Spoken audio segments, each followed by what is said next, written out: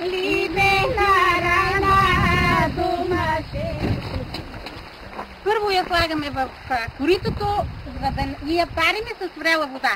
За да са ни живи и здрави стоката, най-напред я напръскаме с студена водичка.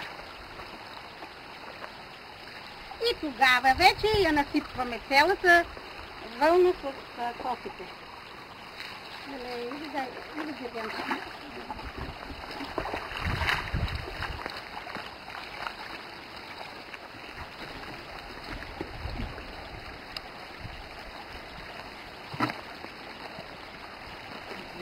Готово.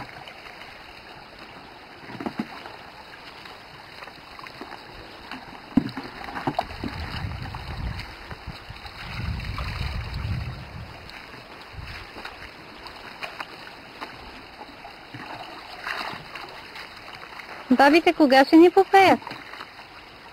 Да ни... Кажете. Додека откисне вълната, ние че попееме малко. Добре.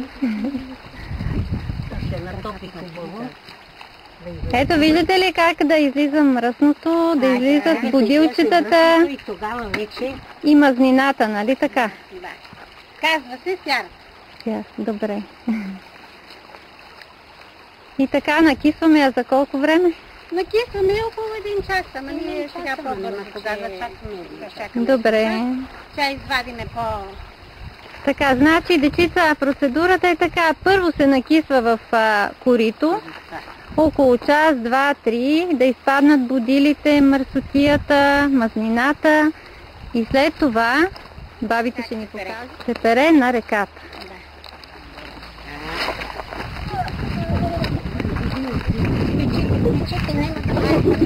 Така, повече ръчички, по-чиста вълна.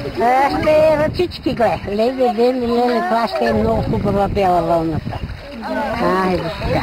Целите на пейките, на възглавниците, големи възглавници са правили. Ще направим и големи възглавници и ще видите какво са спали нашите баби и дедовци.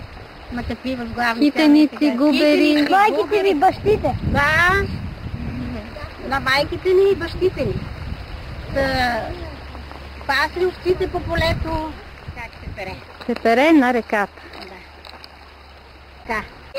И хвърля. Айде. Ето това. Ничите хубаво. Няма тела. Най-добре се облечена да се събуна.